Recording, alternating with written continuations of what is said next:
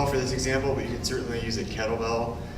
The biggest thing is we want to be robotic in our approach to make sure we're hitting the same checkpoints each time we come up and then back down into the bottom position. So when I'm first kind of teaching someone how to do the movement, I like to kind of use certain landmarks in the body as like a cue, and I'll walk you through that as we do it. And the other piece that people will often overlook as they're transitioning from their back to a standing position, the shoulder is moving into more flexion.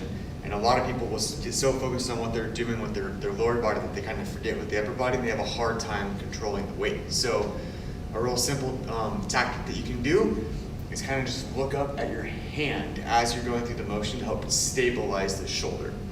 So when I go to the ground, whatever arm is up, that leg is going to be up. So my foot's pulled to my butt. I got my arm, left arm, opposite arm posted out like at a 45-degree angle from my torso. I'm going to drive through my right foot, come to my left elbow. Then I'm going to come up to my hand. Then I'm going to bridge.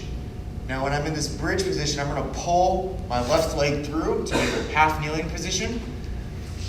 And then I'm going to come to a lunge, come out of a lunge to a full standing position. Okay, and then from here we're reversing that. So I'm going to go reverse lunge. Now here people make a mistake to where they forget to open their hip up, so they have a hard time, or they try to reach way out in front of them.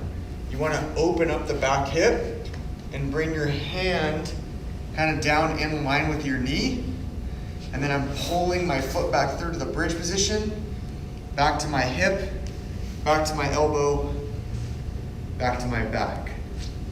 So that's kind of the sequence that I tell myself with those landmarks. Is when I'm here, I go elbow, hand, bridge, pull my leg through to a half kneeling position, stand up, go into reverse lunge or back into the half kneeling position. I gotta open my hip up. My hand needs to come down next to my knee, and then I pull my leg through to the bridge, and my hip hits the ground, and my elbow hits the ground, and my back, and I'm repeating that process.